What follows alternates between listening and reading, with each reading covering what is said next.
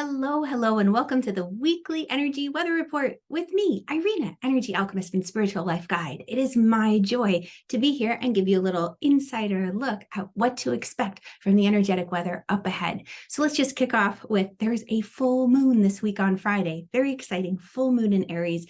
This is what we've been building up to, and let's talk about it. So I'm guided to start right off the bat with a card reading. So I invite you to place your hand on your heart, tune into your energy, and just ask yourself, what is it most important that I know about this full moon in Aries that's coming up on Friday? What's most important? Because what this is going to enable you to do is to work with the energy a little differently. The Magician. I love it. So the Magician is a card that says, you know what? You have all the tools you need right at your hand to make the magic happen, basically to make your dreams come true. So stop looking outside of yourself, claim your own power, and recognize your gifts and talents to shape your reality, to engage with the energy. The thing that I really love about this particular rendition of the Magician from the Light Seers Tarot is that you have the infinity symbol, both on the crown as well as the work of the magician themselves. They're co-creating with the universe. So when it comes to manifesting, creating your dreams, it is a dance with the divine. It's not something that, we just sit in a corner with our eyes closed and we wish for it and we wish for it, and we visualize it and we feel it. But we take note of the impulses, the intuitive hits, the inklings that come our way, and we take action. So with this full moon, there's a lot that can be created when you tune in with the divine to create your heart's desire. Okay, so stay tuned for more full moon stuff this week. In the meantime, what to expect? Okay, so I always go to my handy dandy trusty Inside of the Moon journal, and many of you have it. I love that it's shiny on the front, because using this, it helps me keep track of where the moon is on a daily basis. And that enables me to really check in and say, wow, you know what? My emotions feel this way. This is what my heart is leading me towards. And it's not really so much heart, but it's the feelings. It's the intuitive hits that sometimes emotions get so big, they cloud our mind and we beat ourselves up. So if we pay attention to where the moon is, it gives you a lot of insight into the days that would be great for certain activities. So for example, we kick off the week with the moon in Aquarius, and the moon is growing. It's in a phase called waxing gibbous. And as the moon grows from Aquarius to Pisces to the full moon in Aries on Friday, and then into Taurus at the end of the week, what's happening is in a waxing gibbous phase, your dreams, you're starting to see little little like fruits coming up on the tree, rewards for the actions you've taken. So at the beginning of my journal, what I do is I talk about each of the moon phases. So, okay, new moon, that's when we plan our dream, our intention, we nurture it and grow it during that first growing phase until we get to the first quarter where we start to refine things. And now that you're in the waxing gibbous phase, you're continuing to adjust your actions as necessary. So you might find that this is a point where you start to question yourself or have doubt. You don't want to run out of steam. Give yourself plenty of rest time so that you can keep building into your dream.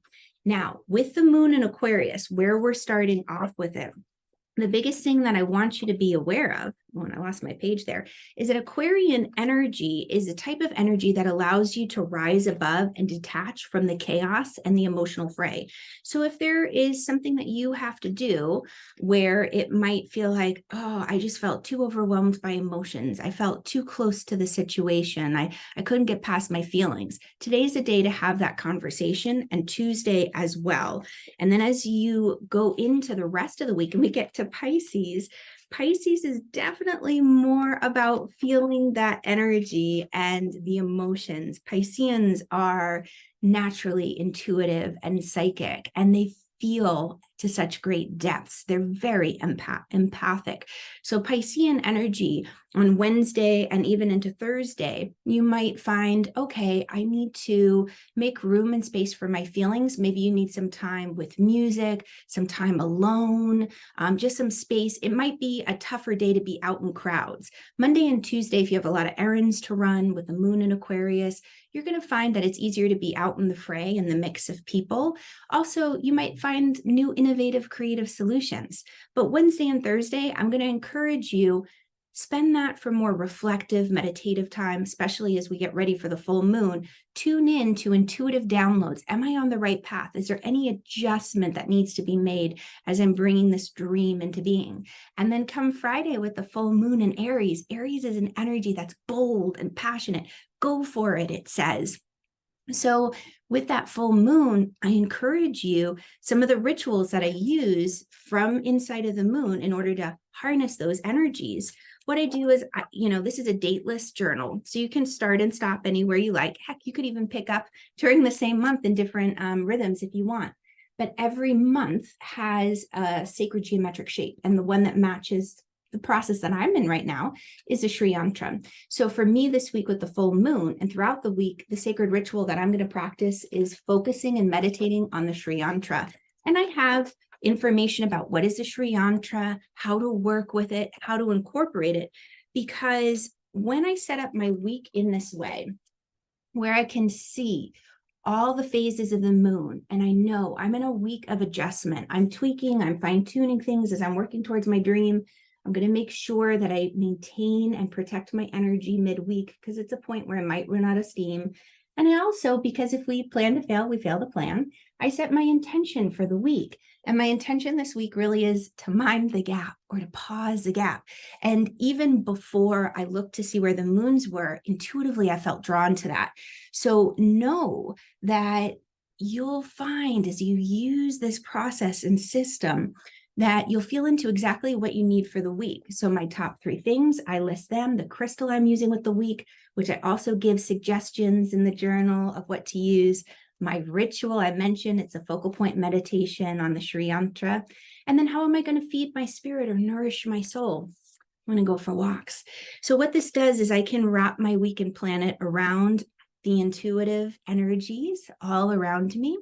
And instead of beating myself up on those days where like Wednesday and Thursday, I might just want to really have quiet time and just be with music and maybe be a little bit alone and separate.